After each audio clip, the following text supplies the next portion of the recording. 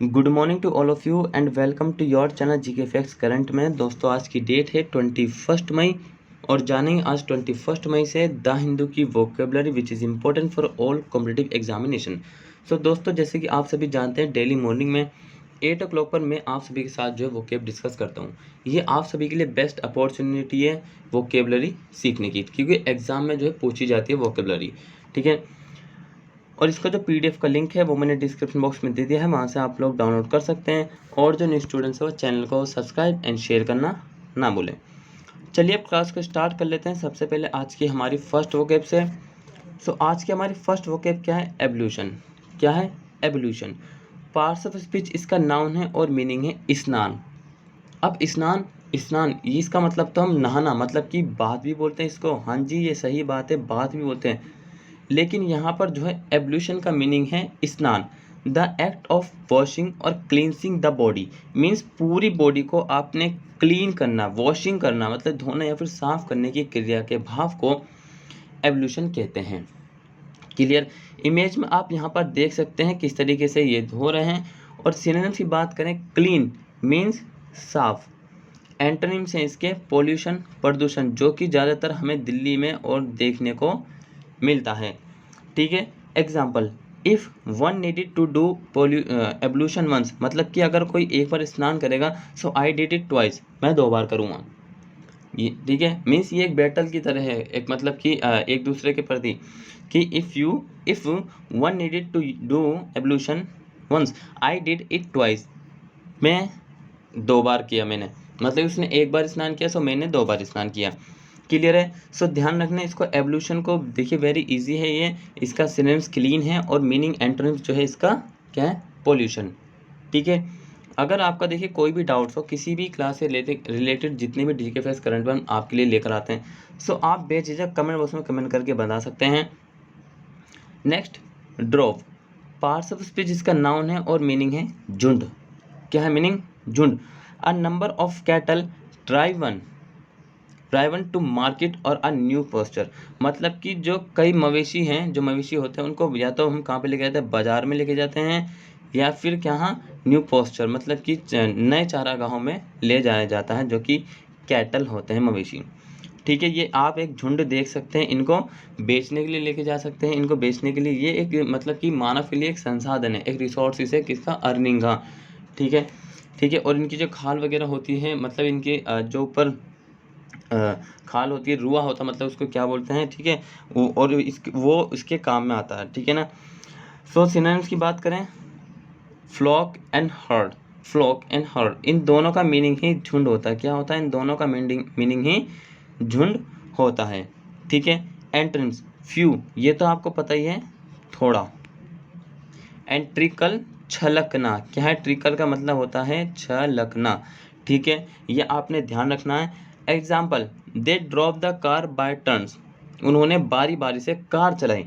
सो भाई सबका नंबर था, मतलब कि किसी का नंबर 1 2 3 4, सो सबने जो है क्या मतलब कि बारी बारी एक गुड मैनर के साथ जो है कार चलाई। So they drop the car by turns.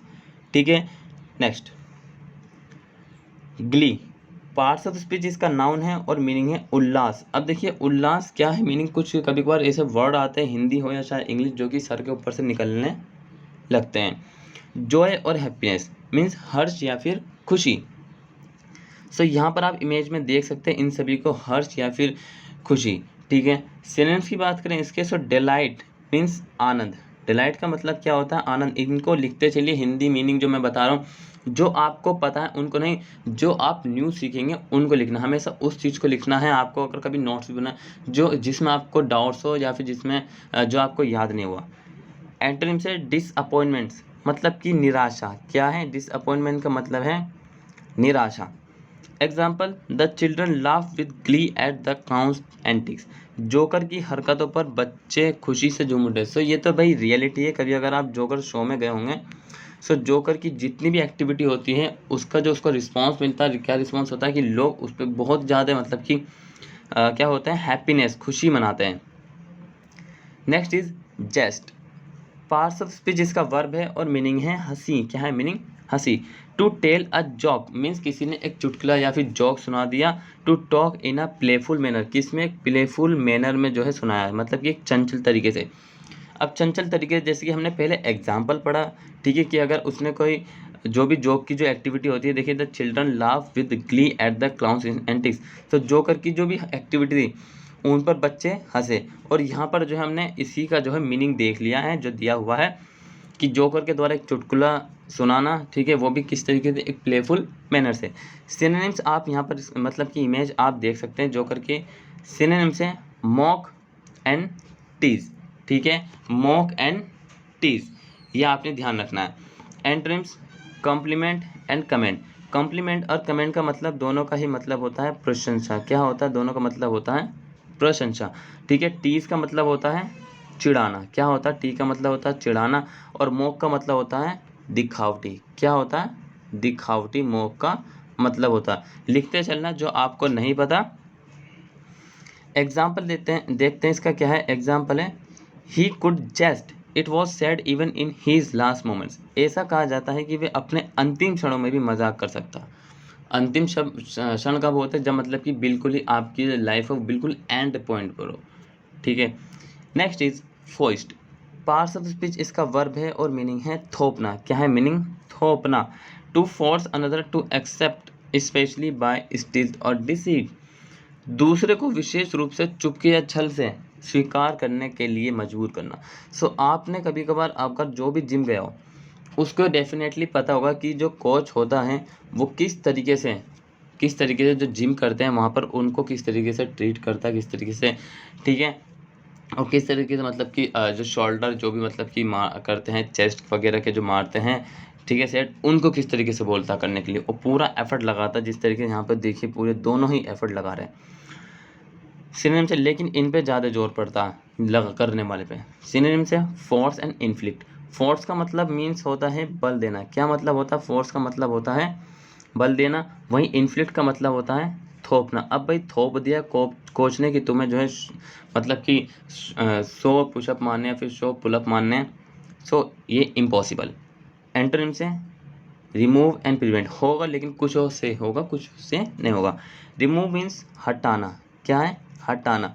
और प्रिवेंट का मतलब होता है रोकना, ठीक है, प्रिवेंट का मतलब होता है रोकना। खिचड़ी यहाँ पे बन रही है वो मुझे पता है, ठीक है, कुछ लोग सोच रहे होंगे स्टूडेंट, लेकिन आपने सिर्फ क्या करना है, इसको लिखना जो आपको डिफिकल्ट वर्ड लगते हैं उनका मीनिंग भी। एग्जाम्पल है he doesn't try to foist his beliefs on everyone, वे हर किसी पर अपना विश्वास थोपने की कोशिश नहीं करता। ये भाई सभी को ये ट्रिक आजमानी चाहिए। हर किसी पे भरोसा नहीं करना, क्योंकि भरोसे के लायक कुछ ही लोग होते हैं, हो सकता कुछ भी ना हो। Next is backlash. Parts of speech इसका नाउन है और मीनिंग है प्रतिक्रिया। क्या है मीनिंग, प्रतिक्रिया। बैकलैश का parts of speech noun, meaning है प्रतिक्रिया। अ नेगेटिव रिएक्शन मतलब कि एक नकारात्मक प्रतिक्रिया। ऑब्जेक्शन और outright specially of a violent और एब्रप्ट नेचर, एक नकारात्मक प्रतिक्रिया आपत्ति या चिल्लाहट विशेष रूप से हिंसक या अचानक प्रकृति की। इमेज में आप देख सकते हैं किस तरीके से वायलेंस जैसी मतलब कि जो स्थिति बना रहे हैं, क्रिएट कर रहे हैं। सिनेम से रिलिएशन एंड काउंटर अटैक। रिलिएशन का मतलब होता है प्रतिशोध। क्या होता है, रिलिएशन का मतलब होता है प्रतिशोध। और काउंटर अटैक का मतलब होता है जवाबी हमला या फिर पलटवार, जवाबी हमला या फिर पलटवार। एंटोनिम्स है cause and ground. Cause means कारण। क्या होता है, कॉज मीन्स कारण। अब किस कारण से वायलेंस क्रिएट हुआ, और ग्राउंड का मतलब तो आपको पता ही है जमीन। सो वायलेंस कहाँ पे क्रिएट होगा, जमीन पर, लोगों के द्वारा, by the people. The definition of backlash is an intense और सडन रिएक्शन। प्रतिक्रिया की परिभाषा एक तीव्र या अचानक प्रतिक्रिया है, ठीक है। नेक्स्ट चलते हैं, कौन सा है, नेक्स्ट है सफ्यूज। पार्ट्स ऑफ स्पीच इसका वर्ब है, मीनिंग है भरा पूरा करना। क्या है, भरा पूरा करना। समझते हैं ये क्या है। टू स्प्रेड थ्रो और ओवर समथिंग, किसी चीज के माध्यम से या उसके ऊपर फैलाना।